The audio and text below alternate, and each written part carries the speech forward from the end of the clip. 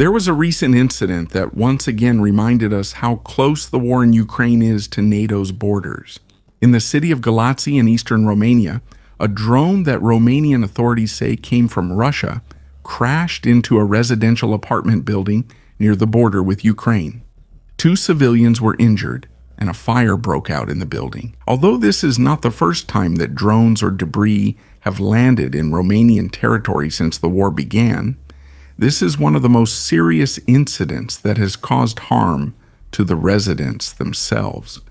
Because Romania is a member of NATO, the question immediately arose, how great is the risk that the war could spread beyond Ukraine? To understand that, we need to look at the bigger picture. Before we begin, please like and subscribe to this video. It means a lot. This means a lot to us content creators.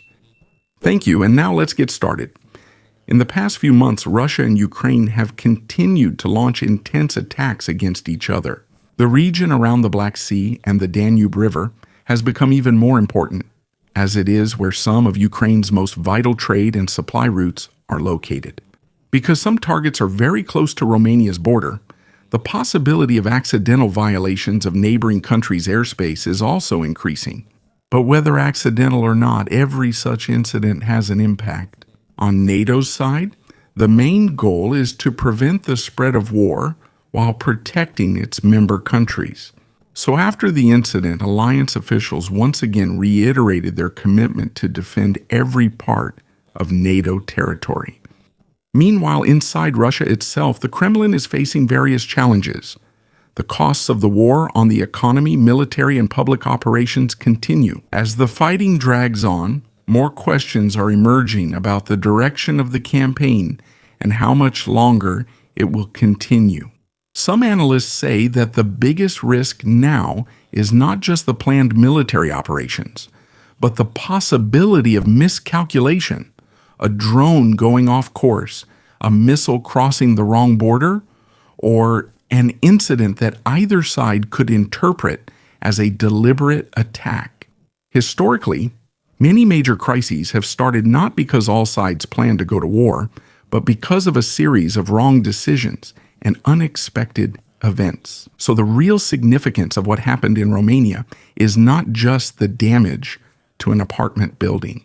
It is a reminder of how thin the line is between a war contained within a country. While the world is focused on incidents happening near NATO's borders, there is another, more important question people are trying to answer. The analysts are asking, what is really the situation of Russia on the actual battlefield?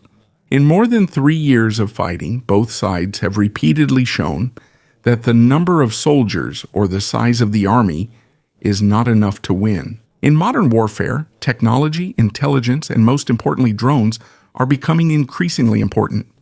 This is one of the biggest changes in the entire conflict. If in the early part of the war, operations depended on artillery and armored vehicles, now thousands of drones are used every day to search for targets, monitor enemy movements, and carry out direct attacks.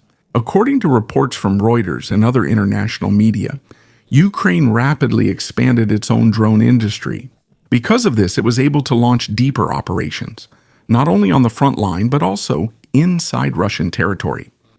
This is also the reason why we now more frequently hear reports about drone strikes reaching areas that were previously considered safe from the war. For the Kremlin, this is not simply a military problem. This is a political problem.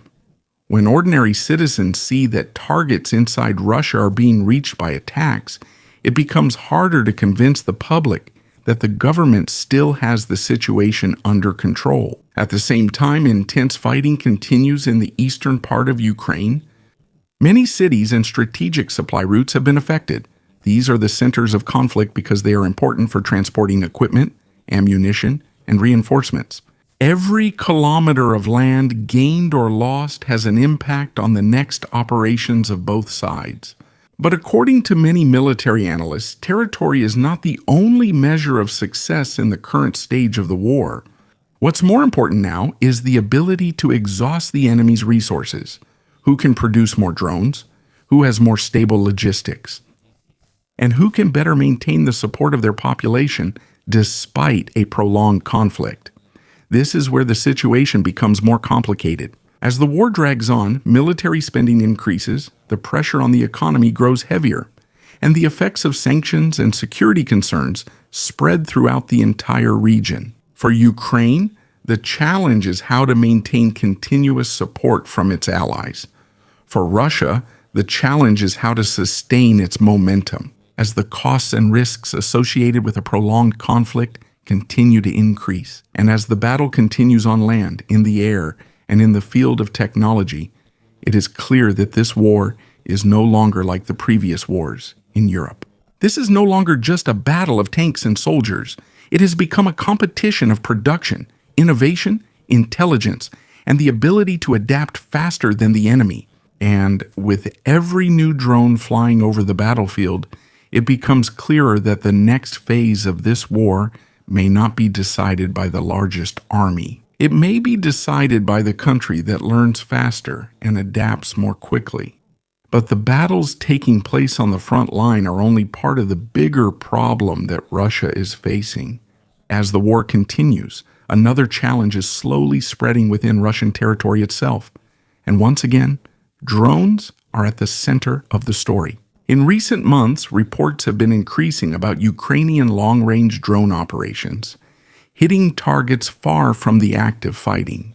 These include military facilities, fuel depots, logistics hubs, and training areas that are vital to the continuation of Russia's operations. According to various reports from international media and government officials, the aim of these operations is to weaken Russia's ability to bring personnel, equipment, and supplies to the battlefield.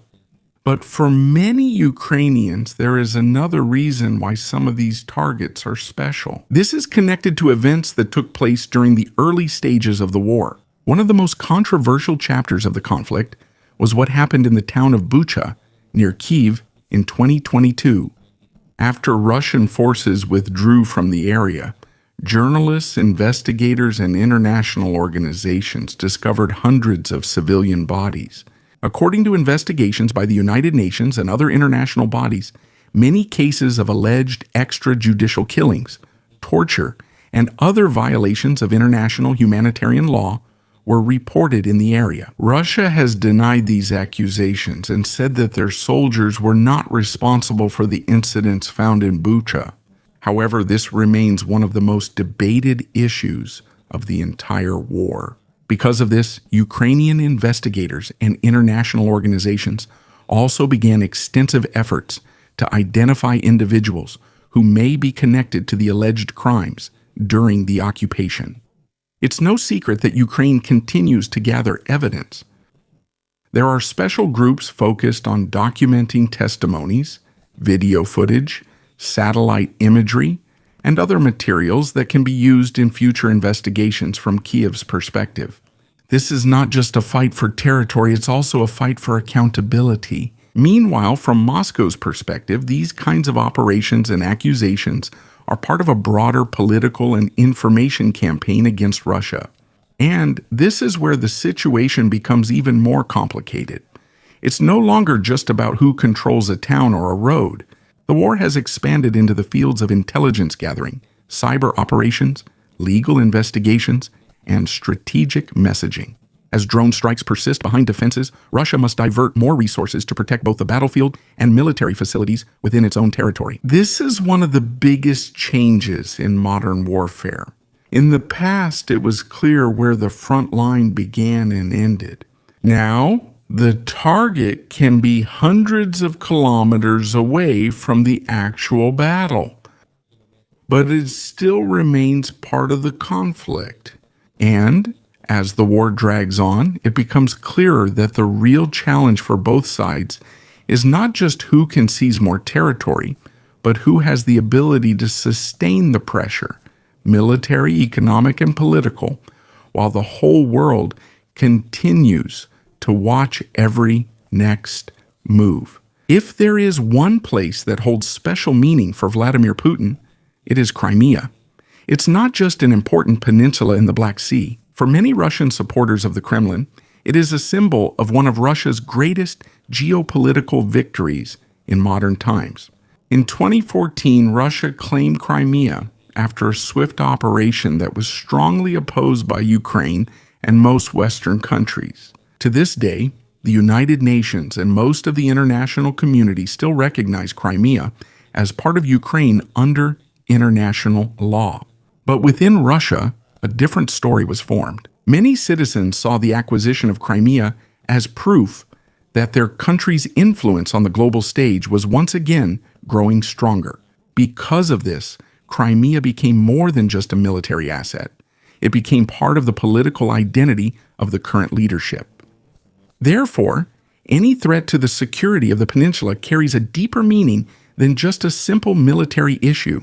In recent months, Ukraine's operations against the supply routes used by Russia to support its forces in the south have become more aggressive. According to various reports from Western and Ukrainian sources, attacks using drones and long-range weapons against logistics hubs, fuel depots, railway infrastructure, and military transport trucks are ongoing. Not all claims about the extent of the damage can be independently confirmed during the wartime. However, many analysts agree on one point. Ukraine's goal is to make it harder and more costly for Russia to maintain its control and operations in Crimea. This is what some military observers call a war of logistics. Instead of directly confronting the full strength of the enemy on the front line, they try to cut off the supply chains that keep the military machine running. And when logistics are affected, it's not just soldiers who feel the impact. Even civilians can be affected. On social media and in some independent reports, complaints have surfaced about long lines at some fuel stations and supply problems in some parts of Crimea. However, the extent of these reports varies, and not all of them can be independently verified. But even with limited information, one thing is clear. When it starts affecting fuel, transportation, and daily services, ordinary people begin to feel the effects of the war. And that's the kind of pressure that's hard to ignore. In the history of modern conflicts, many campaigns were not won by the largest army or the most tanks. Often the key is who can better maintain the flow of fuel, food, ammunition, and equipment. When the supply network weakens, an army's ability to conduct large-scale operations gradually diminishes. So while the battles in eastern Ukraine continue, there's another silent struggle happening behind the headlines. This isn't a fight for a city. This isn't a fight for a trench. This is a fight for the roads, bridges, fuel depots, and supply routes that keep the entire system running. And if there's a place that shows just how important logistics are in modern warfare, it's Crimea, a peninsula that's not only important on the map, but also crucial politically, strategically, and for the future of the entire conflict. But the impact of attacks on energy infrastructure is not just a military issue. When a refinery is hit, the first ones affected are not the soldiers on the front line. Often it's the ordinary citizens who first feel the effects. In different parts of Russia, local and international reports have highlighted problems related to fuel supply. According to reports from the BBC and other media organizations, some regions have imposed restrictions on the sale of certain types of gasoline, while some areas have experienced supply shortages. According to some official statements, some of these problems are related to maintenance and repairs of refineries. However, many analysts believe that the issue cannot be separated from the series of drone attacks that have repeatedly occurred on Russian oil facilities in recent years. It's important to note that Russia is one of the largest oil producers in the world.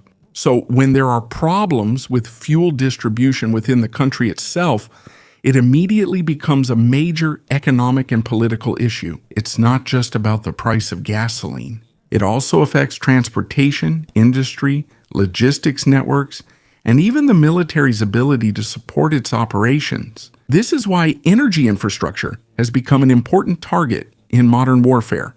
It's no longer necessary to destroy the enemy's entire army. Sometimes it's enough to weaken the systems that keep it running. While the Russian government tries to assure the public that the situation is still under control, experts continue to assess the real impact of the attacks on fuel production and distribution. At the same time, criticism is also growing from some personalities who previously supported the Kremlin's more aggressive policies. One of the names often mentioned in reports is Igor Girkin, a former separatist commander who became a well-known critic of the way the war is being managed. In public statements released from prison, he repeatedly questioned the direction of the military campaign and the decisions made by the Russian leadership. His views do not necessarily represent those of all Russian citizens. However, this shows that there is an ongoing debate, even within groups that previously had strong support for the Kremlin. And here, the overall picture becomes clearer. Russia is not facing just one problem. There is pressure on the battlefield, pressure on the logistics network, pressure on the energy sector, and there is also pressure from different voices within the country asking how long a war that continues to demand such a huge cost in terms of people, the economy, and national strength can be sustained. In this situation, the biggest challenge is not just how to win the next battle. The harder question is how to maintain the stability of the entire system, while new challenges are emerging in different parts of the country at the same time. And as the conflict continues, that's the question that will become even more important in the coming months. In this kind of war, strategists often don't just look at a single incident. Strategists look at the pattern, and this is where the more sensitive part of the issue comes in, the incidents at the NATO border. In Romania, a NATO member country, authorities reported that a drone believed to be connected to operations in Ukraine had entered. According to Romanian and Ukrainian reports, it crashed in a residential area and caused damage, including injuries to civilians. It is not yet completely clear to all independent investigations whether the target was intentional or if the drone accidentally deviated from its flight path during operations in neighboring Ukraine. But whatever the reason, one thing is clear. When an incident crosses into NATO territory, the whole situation becomes more sensitive. Under the principle of Article 5 of the NATO Treaty, an attack on one member can be considered an attack on the entire alliance. But in practice, this does not automatically mean military escalation. A collective assessment and political decision from all members is still required. So in every such incident, it's not only military commanders who are concerned, but also government leaders and diplomats. Behind this, the tension between Russia and Ukraine continues along a wide front line.